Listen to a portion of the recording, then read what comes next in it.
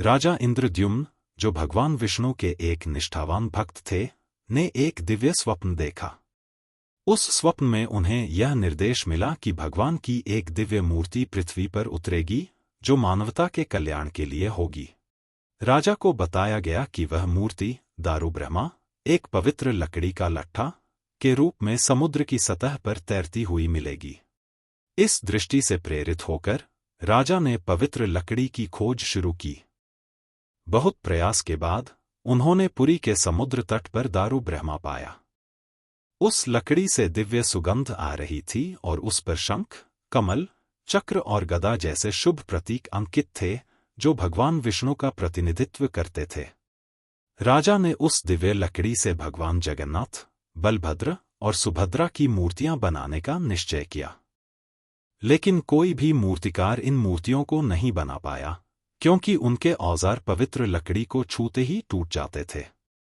एक दिन एक रहस्यमय वृद्ध बढ़ी प्रकट हुआ और उसने मूर्तियां बनाने की पेशकश की। उसने एक शर्त रखी, वह पूरी तरह से अलग-थलग रहकर काम करेगा और 21 दिनों तक कोई उसे बाधित नहीं करेगा। राजा ने उसकी शर्त स्वीकार कर ली। बढ़ी ने एक कमरे में खुद को बंद कर लिया और काम शुरू किया। जैसे जैसे दिन बीतते गए, कमरे से कोई आवाज नहीं आई। 15वें दिन राजा की उत्सुकता और अधीरता बढ़ गई। उन्हें लगा कि कुछ गलत हो गया है और उन्होंने दरवाजा खोल दिया। अंदर बढ़ी गायब था और कमरे में भगवान जगन्नाथ, बलभद्र और सुभद्रा की अधूरी मूर्तियां थीं। उनकी हथेलियां और पैर अधूरे थे। एक दिव्य आवाज गूंजी और राजा को आश्वासन दिया कि ये मूर्तियां पूजा के लिए बिल्कुल उपयुक्त हैं।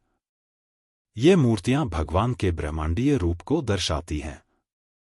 भगवान जगन्नाथ अपनी अद्वितीय रूप में दिव्य सादगी और सार्वभौमिक प्रेम का प्रतीक हैं, जो जाति, धर्म या वर्ग की परवाह किए बिना सभी के लिए सुलभ हैं।